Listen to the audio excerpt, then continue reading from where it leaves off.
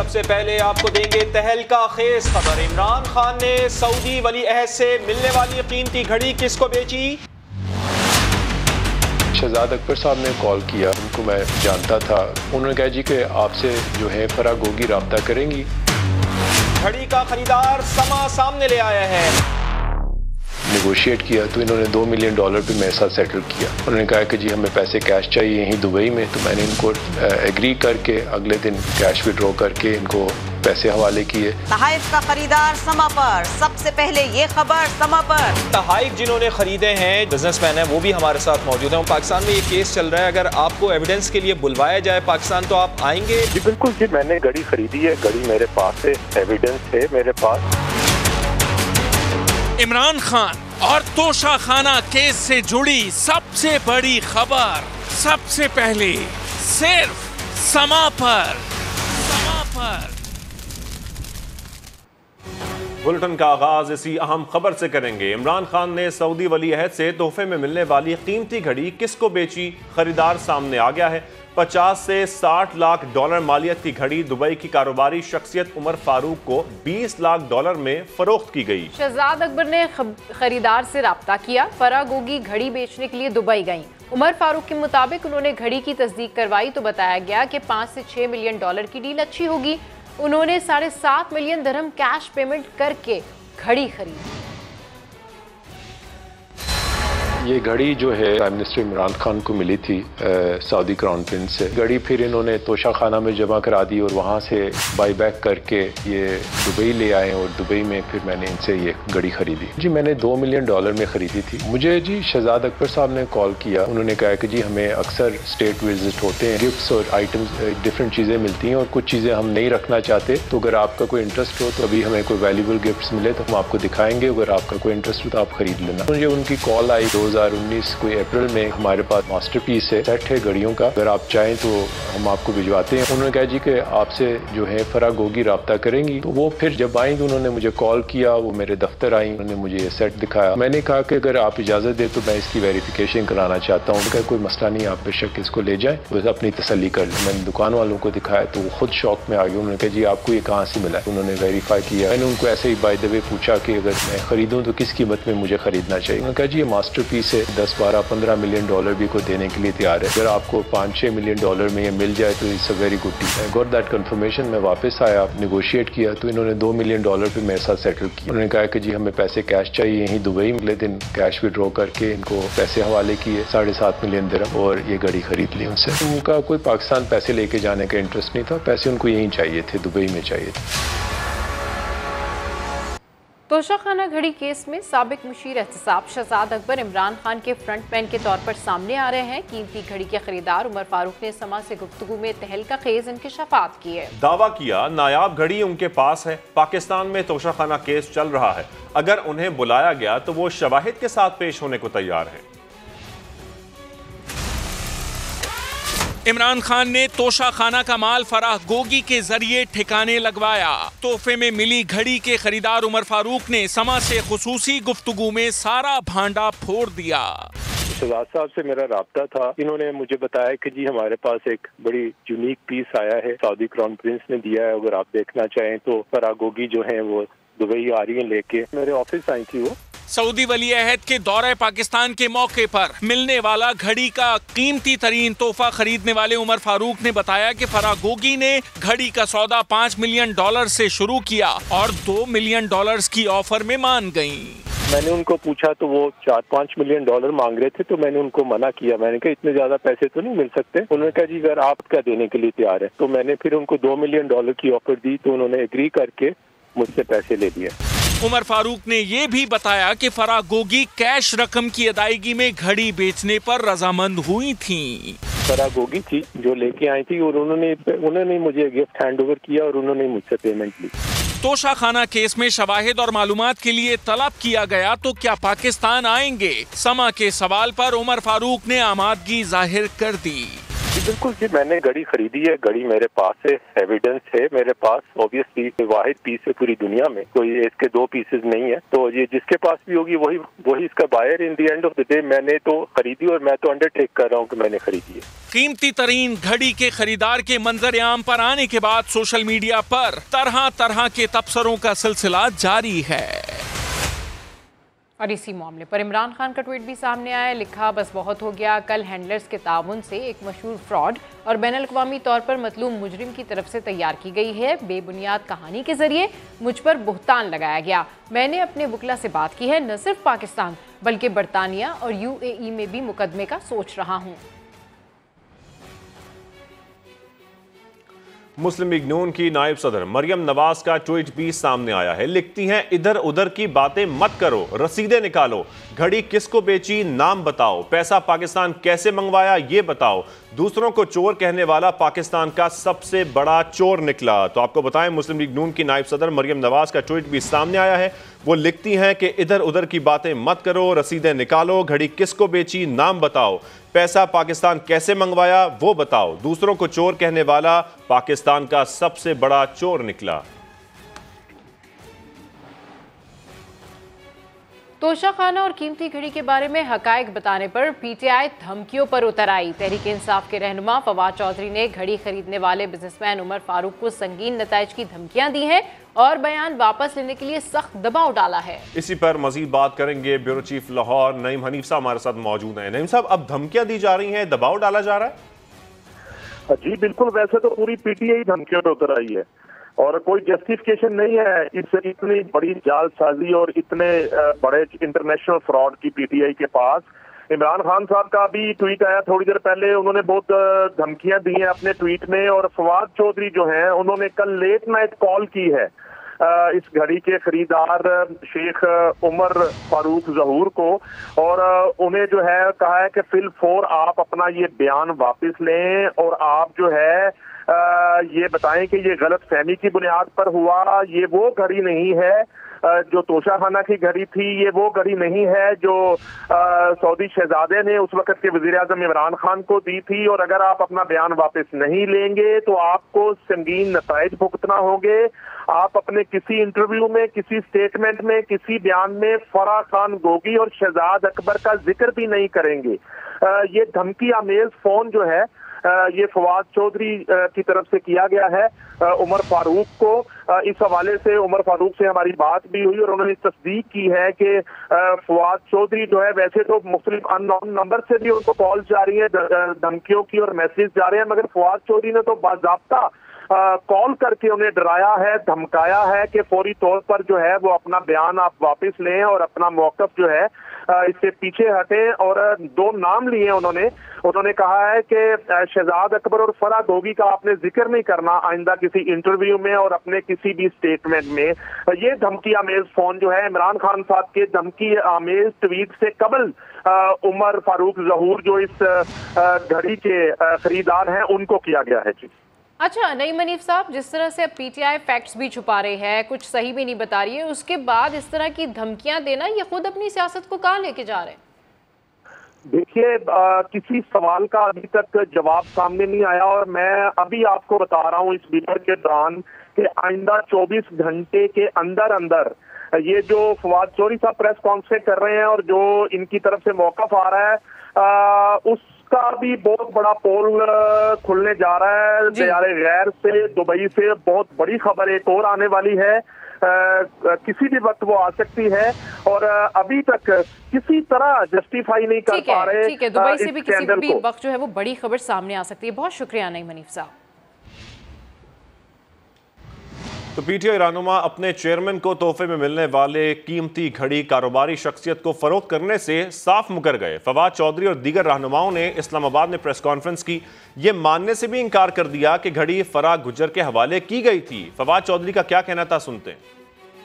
उमर जहूर नाम के किसी शख्स को ये घड़ी नहीं बेची गई, ना ही ये घड़ी कभी जो है फराह गुज्जर जो है उनके जो है वो हवाले की गई बेचने के लिए, और ना ही जाहिर है इसका उनसे कोई ताल्लुक है। हम उमर जहूर के खिलाफ दुबई में कानूनी कार्रवाई का आगाज कर रहे हैं। वफाकी हुकूमत का दिसंबर तक फराह गोगी को पाकिस्तान लाने का फैसला। मुस्लिम लीग नून के रहनुमा अताउल्लाह तारड़ कहते हैं मुकम्मल तहकीकात होंगी, फराह गोगी का रेड वारंट जारी करने जा रहे हैं। वज़ीर आज़म के मुआविन ख़ास ने कहा कि कहीं भी इस बात की वजाहत नहीं है कि सऊदी वली अहद से तोहफे में मिलने वाली हीरो की घड़ी पहले बेची या पहले तोशा खाना में जमा कराई। सऊदी वली अहद खाना काबा के डिजाइन वाली एक मुनफरिद और मेड टू ऑर्डर घड़ी आपको गिफ्ट करता है, आप बेच देते हैं और बेच के सरकारी खजाने में उसका 10% भी जमा नहीं कराते। दुनिया में एक ही पीस है, डायमंड से बना है। इसकी दूसरी मुनफरिद बात यह है कि खाना काबा इसके ऊपर जो है वो डायमंड से खाना काबा का डिजाइन बना हुआ। टेक्निकल स्पेसिफिकेशन और इसकी कीमत बता दी कि इसके डायमंड्स कितने कैरेट के थे और इसकी कुल कीमत कितनी बनती है। ये मैंने कागजों के साथ दिखाई है। मैंने फवाद की तरह बैठ के हवाई बात नहीं की 10 करोड़ की घड़ी थी जी, 2 करोड़ की हमने जो है वो खरीदी। 35 करोड़ का 2 करोड़ आपने सरकारी खजाने में जमा कराया, तो बाकी 33 करोड़ रुपया कहां है पाकिस्तानी अवाम का। और ये इस तरह का मैटर नहीं कि वो घड़ी थी तो हमने बेच दी। ये अरबों की गेम है कि इमरान खान साहब ने ये घड़ी पहले बेची है, पैसे बाद में जमा कराए हैं। इलेक्शन कमीशन में कोई डिक्लेरेशन नहीं है इस 35 करोड़ की, एफबीआर में कोई डिक्लेरेशन नहीं इस 35 करोड़ की, कैबिनेट डिवीजन में कोई डिक्लेरेशन नहीं है। नॉन डिक्लेरेशन का मतलब यह है कि ये चोरी है और ऊपर से सीना जोरी है और ये आपके खिलाफ कार्रवाई होगी। खातिर जमा रखें। इमरान खान साहब को अपनी पार्टी की चेयरमैनशिप से भी इस्तीफा देना चाहिए। फराह गोगी की क्या इन्वॉल्वमेंट है? पहले कहते थे हम फराह को जानते नहीं है, फिर कहने लगे कि वो एक बिजनेस वुमन है। फेडरल गवर्नमेंट अब उसका रेड वारंट जारी करने जा रही है और फराह गोगी को पाकिस्तान हर हाल में लाया जाएगा ताकि तहकीकात मुकम्मल हो सकें और कोशिश होगी कि दिसंबर के ख़त्म होने से पहले पहले फराह गोगी को वापस लाया जाए। तोशा खाना केस के नए हक़ाइक़ सामने आने पर opposition leader Punjab assembly Hamza Shahbaz का रद्द-ए-अमल सामने आ गया है। कहते हैं वज़ीर आज़म के ओहदे पर मुसल्लत होकर ऐसी हरकतें इमरान नियाज़ी ही कर सकता था। इमरान नियाज़ी ने घड़ी नहीं बल्कि पाकिस्तान की इज्जत और वक़ार का सौदा किया है। 1.5 अरब से ज्यादा की घड़ी इमरान नियाज़ी ने फराह गोगी के जरिए बेची। हमजा शहबाज के मुताबिक इस बहती गंगा में इमरान नियाज़ी, फराह गोगी और शहजाद अकबर ने हाथ धोए हैं।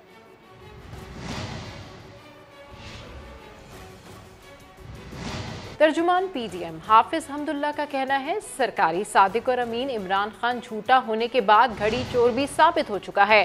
खरीदार का बयान सबूत है कि इमरान नियाज़ी ने करप्शन और मनी लॉन्ड्रिंग की है।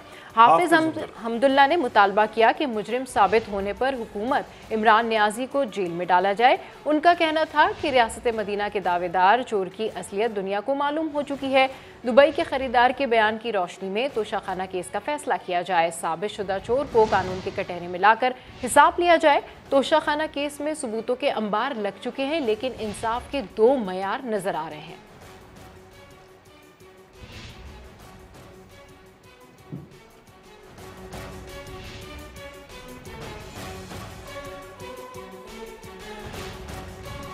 इसी मामले पर बात करने के लिए हमें ज्वाइन किया है साबिक डीजी FIA बशीर मेमन साहब ने। बशीर मेमन साहब, क्या इमरान खान से पैसा पाकिस्तान लाने के हवाले से पूछा जा सकता है? क्या ये पैसा किन जराए से पाकिस्तान मुंतकिल किया गया और मुंतकिल किया गया तो किस तरीके से किया गया?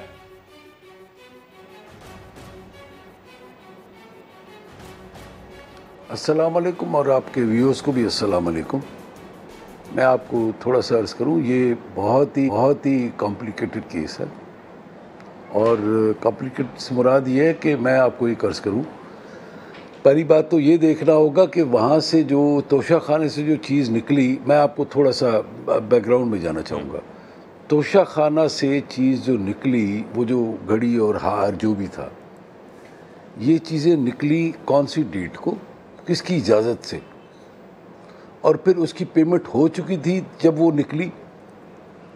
नहीं हुई थी, मेरा ख्याल है, जो मुझे बताया गया, जो मैंने सुना है। दूसरा, तो फिर उसकी स्मगलिंग का पर्चा भी होगा। उसकी जो चीज़ें यहाँ से गई हैं दुबई, मैं आपके सवाल के जवाब में भी आ जाता हूँ, उसमें आपका सवाल का जवाब भी आ जाएगा। वो स्मगल हुई घड़ी दुबई। अच्छा, दुबई में जब घड़ी स्मगल हुई तो वो बेची गई 28 करोड़ रुपए में। अच्छा, 28 करोड़ रुपए में को डिक्लेयर किया गया मेरे ख्याल में चार्ज पर, मतलब फिर उसकी 2 करोड़ में जाहिर किया गया, पता नहीं। एक तो ये मिस डिक्लेरेशन हो गई उसकी एफबीआर की, एफबीआर को भी नोटिस लेना चाहिए इस पर। फिर दूसरा, ये पैसे जो कैश आए पाकिस्तान, तो ये मनी लॉन्ड्रिंग हो गई। और फिर जो दूसरे जो पैसे छुपाए गए वो ऑटोमेटिकली एफबीआर को एक नोटिस इशू करना चाहिए कि जी आपने हमसे झूठ बोला, मिस डिक्लेरेशन किया। ये एक नहीं। और फिर फराह गोगी साहिबा पे स्मगलिंग का पर्चा बनता है, एक पर्चा बनता है यहाँ से घड़ी स्मगल करने का, दूसरा बनता है कैश स्मगलिंग इनटू पाकिस्तान, उसका भी बनता है। तीसरा, या तो मतलब वो ये साबित कर दे कि मैं नहीं थी, या वो खुद आके अपने आप को डिफेंड करे। हैरत की बात यह है कि आज मैं चूँकि कराची में और मैं टीवी देख रहा था, तो हमारे जुल्फी बुखारी साहब और फवाद चौधरी साहब डिफेंड कर रहे फराह खान को, जिसके लिए वो कह रहे थे कि जी हमारा कोई ताल्लुक ही नहीं है उनसे, तो खामोश हो जाए, उनको जब जाए खुद जाके जाने। मतलब एक बात हो रही है ना कि इल्ज़ाम तो किसी और पे, रात को मैंने जो प्रोग्राम देखा उमर फारूक ज़हूर साहब का, उसमें इल्ज़ाम तो किसी और के पर लग रहा है, तो आपको क्या परेशानी है? इल्ज़ाम तो फराह साहिबा पे ना। फराह साहिबा अपने आप को डिफेंड नहीं कर रही, वो नहीं कह रही कि नहीं ये झूठ बोल रहा है उमर फारूक। उसके लिए कौन कह रहा है? अच्छा, फिर मैं आपको फोटोग्राफ भिजवाता हूँ जिसमें नईम खान साहब मरहूम जो है, वो जो फौत हो गए, उनके साथ भी फोटोग्राफ है उमर फारूक ज़हूर की, जिसके लिए आज ये कह रहे थे कि ये बहुत बड़ा इंटरनेशनल चोर है, जो इमरान खान साहब ने ट्वीट किया है। नईम खान इनके चीफ ऑफ स्टाफ थे, प्राइम मिनिस्टर ऑफिस में बैठते थे। एक और तस्वीर भी मैं आपको भिजवा रहा हूँ, एक तो फैसल वावडा साहब ने ट्वीट किया ना, मैं उमर अयूब साहब की भी तस्वीर आपको थोड़ी देर में भिजवाता हूँ, वो भी आप चलाएं ज़रा मीडिया पे, कि उमर अयूब साहब के ऑफिस में मीटिंग हो रही है जब वो मिनिस्टर थे वाटर एंड पावर के। तो अब तो कहते ये इतना बड़ा चोर है। अच्छा, आपको आज कल रात को पता लगा इतना बड़ा चोर है। तीसरा, अब मैं थोड़ी सी बात करूँगा स्पिरिचुअल हवाले से जी। उस आदमी का क्या कैरेक्टर है, क्या कैरेक्टर है? ये तो काबतुल्लाह की तस्वीर बनी हुई है, अल्लाह के घर की तस्वीर बनी हुई है, और यूनिक वॉच है, जो उमर फारूक साहब ज़हूर साहब फरमा रहे थे, यूनिक वॉच है और जिसपे काबतुल्लाह की तस्वीर बनी हुई है। हम तो सरों आंखों पे रखेंगे मुसलमान सारे के सारे उसको, और आप बेच रहे पैसों के एवज उसको। तीसरा, ये तोहफा मिला हुआ है। आज मैंने देखा कि वो डिफेंड उनको कर रहे थे कि जी आसिफ अली जरदारी साहब ने पैसे देकर के गाड़ी ले ली। मैं समझता हूँ जिसने तोहफा दिया था सऊदी क्राउन प्रिंस साहब ने, उनको दुख हुआ होगा कि मेरी दी हुई चीज़ यूनिक चीज़ थी, पूरी दुनिया में वाहिद पीस है जो मैंने इनके लिए बनवाया था और अपने लिए बनवाया था, और इन्होंने बेच दिया। दूसरा, अगर किसी को ये पता लगे कि आसिफ अली जरदारी साहब उस गाड़ी को इस्तेमाल कर रहे हैं जो कि उन्होंने उनको तोहफा दी थी और पैसे दे करके उन्होंने अपने उससे ख़रीद ली अपने तोशा खाना से, तो मैं समझता हूँ कि उनको खुशी होगी कि कम से कम वो इस्तेमाल कर रहे हैं उसको। ठीक, बिल्कुल। अच्छा सर, ये बताइएगा कि इसको इस तरह, तो मैं स्पिरिचुअली मैं ठीक है, आपने स्पिरिचुअली बताया। सर जरा ये बताइएगा कि उमर फारूक साहब के खिलाफ जो मुकदमात बनाए गए हैं उसका क्या बैकग्राउंड है, क्योंकि उनका ये कहना है कि इस तमाम तर सूरत हाल में जो है वो हुकूमती मशीनरी इस्तेमाल की गई है, बनाए गए थे। सर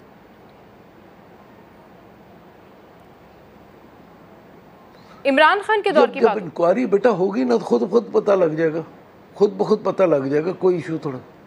हाँ बेटा, खुद ब खुद अभी अभी अभी जो इंक्वायरी होंगी तो पता लग जाएगा किसने इंक्वायरी बनाई, किसने बनाई थी। ये बनाए थे सनाउल अब्बासी साहब ने केसेस झूठे उसके ऊपर, ये पता लग जाएगा खुद ब खुद। एवरीथिंग विल बी क्लियर, चंद दिनों में क्लियर हो जाएगा जब वो कागजात सामने आते हैं।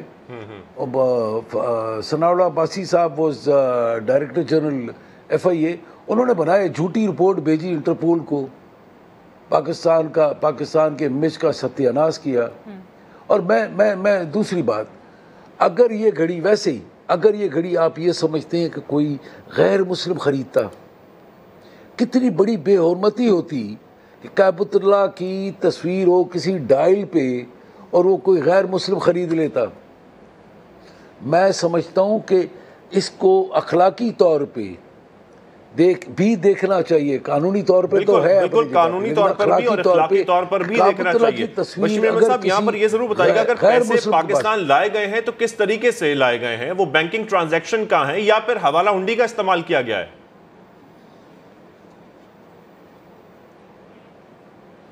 बेटा मैं यही तो कह रहा हूँ कि कैश पैसे लिए इसलिए थे कि उन्होंने कैश लाना था यहाँ पे, यहाँ पर आकर के बेचा। ये तो सीधा सीधा, मैं तो पहले ही अर्ज कर चुका हूँ कि ये तो सीधा सीधा कैश स्मगलिंग का केस बनता है और दूसरा बनता है मनी लॉन्ड्रिंग का।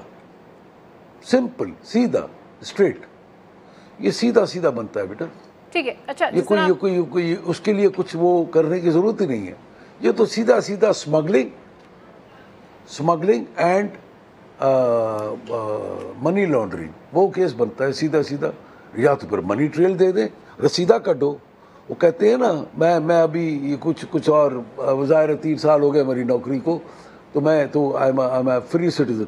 मैं कहता हूँ रसीदा कटो जनाब, रसीदा। ठीक है सर, ठीक है सर, आपके कहने के मुताबिक ये सीधा सीधा मनी लॉन्ड्रिंग का केस बनता है और अगर वो इस केस के अंदर क्लियर हैं तो फिर वो अपनी जो मनी ट्रेल है वो पेश कर दें। बहुत शुक्रिया बशीर मेमन साहब, समा से गुफ्तगू कर रहे थे। तोशाखाना की घड़ी बेचने का मामला, साबिक secretary election commission Kanwar Dilshad साहब हमारे साथ मौजूद हैं, उनसे भी जानते हैं। कंवर दिलशाद साहब, इमरान खान पहले ही कई इल्जामात का सामना कर रहे हैं, ये तो एक और नया पिंडोरा बॉक्स खुल गया है। अब्दुल्ला बिन सुलेमान ने जो तोहफे में दी थी पाकिस्तान स्टेट को, वो जो फरोख्त की गई है वो बहुत अहम केस हो गया है, इसलिए कि अब सेशन जज जो है वो उनको बुला भी सकता है और वीडियो के जरिए भी उनका बयान कलमबंद करवा सकता है थ्रू हमारी पाकिस्तान एम्बेसी दुबई में। तो ये सारे मामला उनके हक में नहीं जा रहे, और अगर वो पाकिस्तान तो नहीं आएंगे, ज़ाहिर खतरा होगा उन्हें यहाँ पाकिस्तान में, तो उमर फारूक साहब को, तो वो तो बाकायदा हमारी एम्बेसी के जरिए भी अपना बयान रिकॉर्ड करवा सकते हैं। अच्छा कुंवर दिलशाद साहब, ये केस इमरान खान के लिए कितनी मुश्किल खड़ी कर सकता है? जब अपना बयान रिकॉर्ड करवा दें कि जी मैंने ये घड़ी जो है वो आपने खुद बता रहे हैं कि मैंने खरीदी है, तो ये सबसे बड़ा अहम केस होगा कि ये पैसा पाकिस्तान में कैसे गया। ये बहुत खतरनाक मामला हो जाएगा। इसमें वो होगा जी आपने जो 20 करोड़ का, ये 5 करोड़ की या 10 करोड़ की, 28 करोड़ जो भी उसकी अमाउंट है, तो उसने कहा जी मैंने कैश दिया। अब ये पूछा जाएगा इनसे, जो कैश दिया है तो आपके पास आपके किसके जरिए आया? हुंडी के जरिए आया या ब्रीफ केस में लेके आप पाकिस्तान में आ गए? ये सारी चीजें जो हैं तो वो बड़ी अहम कॉम्प्लिकेटेड होती जा रही हैं। ठीक है, साबिक secretary election commission Kanwar Dilshad साहब, बहुत शुक्रिया आपका। Welcome back. आर्मी चीफ के मामले पर पीछे हट गए हैं चेयरमैन PTI इमरान खान की लाहौर में सीनियर सहाफियों से गुफ्तगू। कहते हैं आर्मी चीफ की तैनाती पर ये जो करना चाहते हैं करें, कोई आर्मी चीफ अवाम के मफाद के खिलाफ नहीं जाता। इमरान खान का कहना था कि तोशा खाने की घड़ी इस्लामाबाद में फरोख्त की गई थी, जिसका सबूत मौजूद है। हमें मुज़ाकरात का पैगाम भेजा जा रहा है। हमने कहा इलेक्शन की तारीख दें। आपको पता चले आर्मी चीफ के मामले पर पीछे हट गए हैं चेयरमैन PTI इमरान खान की लाहौर में सीनियर सहाफियों से गुफ्तगू हुई। कहते हैं आर्मी चीफ की तैनाती पर ये जो करना चाहते हैं करें, कोई आर्मी चीफ अवाम के मफाद के खिलाफ नहीं जाता। इमरान खान का कहना था कि तोशाखाना की घड़ी इस्लामाबाद में फरोख्त की गई, जिसका सबूत मौजूद है। हमें मुज़ाकरात का पैगाम भेजा जा रहा है। हमने कहा इलेक्शन की तारीख दें। अवामी मुस्लिम लीग के सरबराह शेख रशीद अहमद का कहना है कि एक तकर्री पर हिजान पैदा कर दिया गया, बुहरान संगीन होता जा रहा है। उम्मीद है 15 दिन में बेहतर फैसले होंगे। शेख रशीद रावलपिंडी में मीडिया से गुफ्तगू कर रहे थे। पाकिस्तान इंतहाई गंभीर हालात से गुजर रहा है। 15 दिनों में बेहतर फैसले निकलेंगे।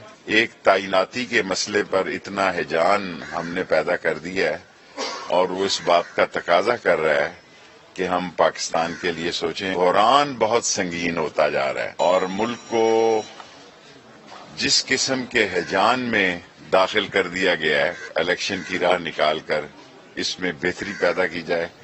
तौहीन अदालत केस इमरान खान और उनके वकला बाबर अवान और फैसल चौधरी ने सुप्रीम कोर्ट में जवाब जमा करा दिए। चेयरमैन पीटीआई का 25 मई की शाम सुनी सुनाई बातों पर डी चौक पहुंचने का वीडियो पैगाम जारी करने का एतराफ।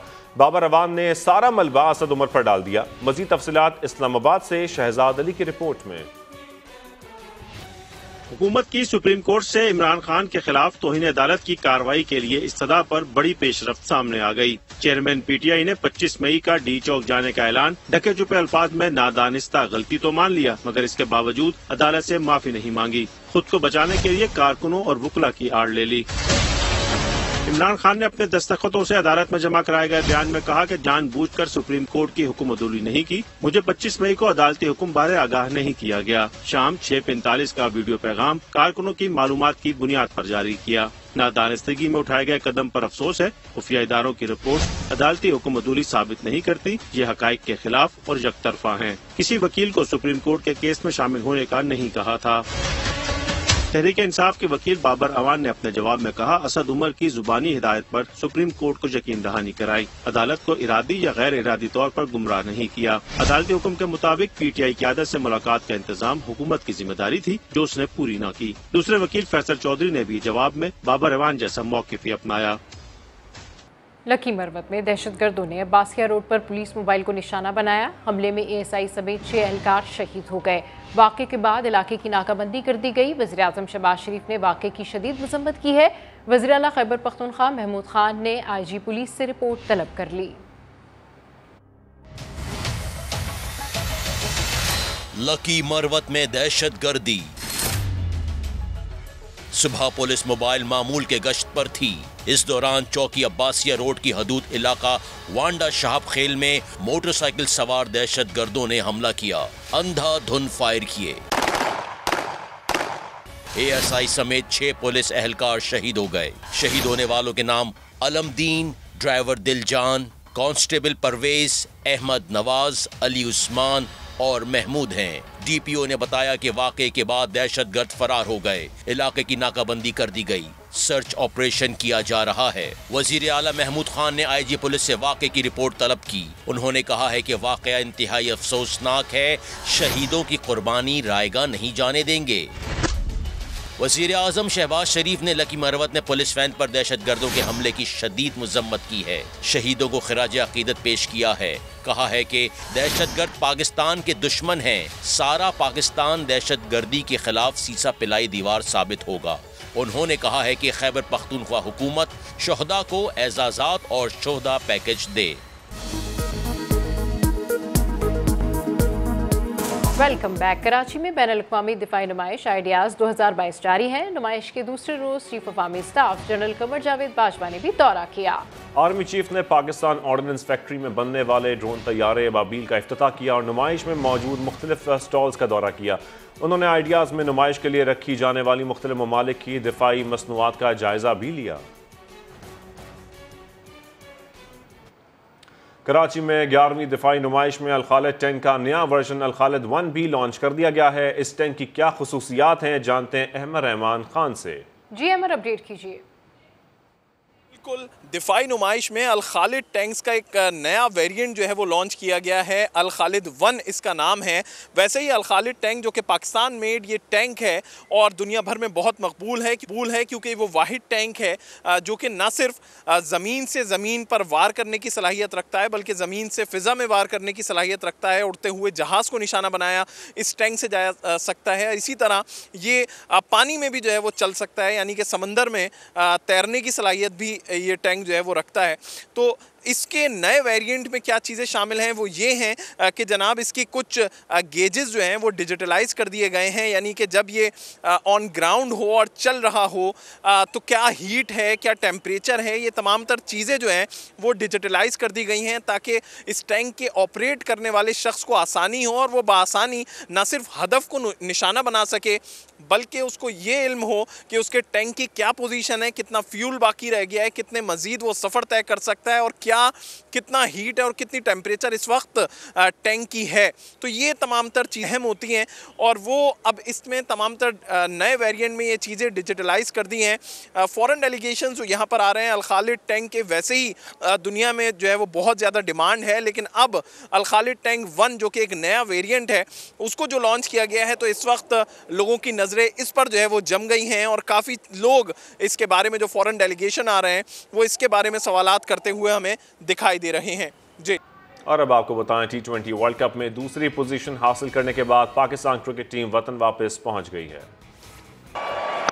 T20 वर्ल्ड कप में शिरकत के बाद कौमी टीम की वतन वापसी। खिलाड़ी एयरपोर्ट पहुंचे तो शानदार इस्तकबाल किया गया। कप्तान बाबर आजम, नसीम शाह, आसिफ अली, उस्मान कादिर समेत चेयरमैन PCB रमीज राजा, टीम मैनेजर मंसूर राना और बोर्ड का दीगर अमला लाहौर पहुंचा।